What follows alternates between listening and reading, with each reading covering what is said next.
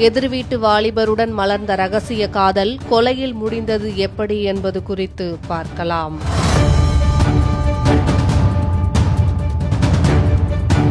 சென்னை புறநகர் பகுதியான பெருங்குடி கல்லுக்குட்டை திருவள்ளுவர் நகர் பகுதியை சேர்ந்தவர் ராஜதுரை. இவரது மனைவி ரோஸ்மேரி.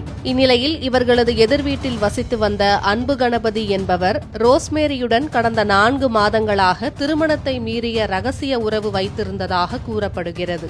ராஜதுரை இல்லாத நேரத்தில் கணபதி அவ்வப்போது ரோஸ்மேரியை பார்க்க வீட்டிற்கு வந்து செல்வாராம்.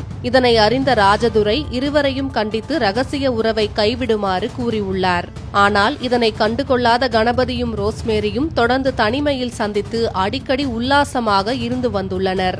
இதையடுத்து ராஜதுரை வீட்டை காலி செய்துவிட்டு வேறு வீட்டுக்கு செல்ல முடிவு செய்துள்ளார். இதற்காக நேற்று காலை புதிய வீடு பார்ப்பதற்காக ராஜதுரை மனைவியுடன் வெளியில் சென்றுவிட்டு வீட்டிற்கு வந்து தூங்கியுள்ளார். சிறிது நேரம் கழித்து பார்த்தபோது தனது மனைவி குழந்தையுடன் மாயமாகி இருப்பதைக் கண்டு அதிர்ச்சி அடைந்துள்ளார். இதனால் ஆத்திரமடைந்த ராஜதுரை மனைவியின் ரகசிய காதலன் அன்பு கணபதியை தீர்த்து கட்ட முடிவு செய்துள்ளார். அதன்படி நேற்று இரவு அவர் மது குடிப்பதற்காக அன்பு கணபதியை அழைத்துள்ளார்.